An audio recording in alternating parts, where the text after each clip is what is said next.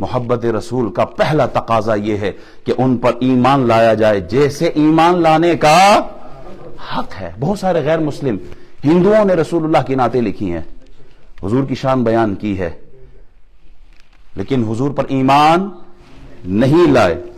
ایسا شخص اپنے دعوے میں جھوٹا ہے۔ ایک شخص ایمان نہیں لاتا، زندگی میں ہزاروں نہیں لاکھوں اچھے کام کیے ہوں گے، بہت سارے اچھے اعمال کا ٹائٹل لیے ہوئے ہوں گے، لیکن رسول اللہ پر ایمان نہیں ہے۔ تو اقبال کہتا ہے مصطفیٰ برساں خیش را کے دی ہم اوس، اگر بہو نہ رسیدی تمام بولا ہی بھی۔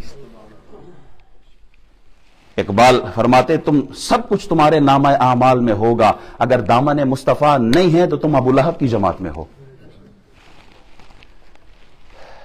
کیونکہ خدا تک پہنچنے کا ایک ہی راستہ ہے، اور وہ راستہ در رسول سے ہوتا ہوا جاتا ہے۔ بخدا خدا کا یہی ہے در، نہیں اور کوئی مفر مقر، جو وہاں سے ہو یہیں آ کے ہو، جو یہاں نہیں تو وہاں نہیں۔ آؤ دین کی بات کرے، آؤ نماز کی بات کرے، آؤ تلاوت کی بات کرے، آؤ اللہ کی بات کرے، اور رسول اللہ کا ذکر تک نہیں کرتے۔ وہ کون سا دین ہے جس میں نماز تو ہے رسول اللہ نہیں ہے؟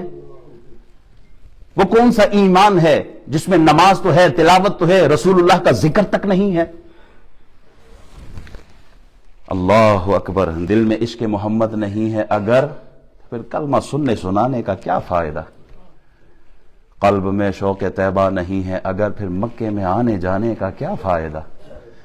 خشک سجدے کیے خوب ماتھا گھسا، خوب سجدے کیے خوب ماتھا گھسا، اور پیشانی پہ داغے سجدہ بنا، اور قلب داغ محبت سے خالی رہا، یوں ہی ماتھا گھسانے کا کیا فائدہ؟ تو نے حب احمد کی تبلیغ تو نے نہ کی، کٹ گئی عمر گستاخیوں میں تیری، نقص ڈھونڈنا ہی مقصد ہے تیرا، یوں ہی بستر اٹھانے سے کیا فائدہ؟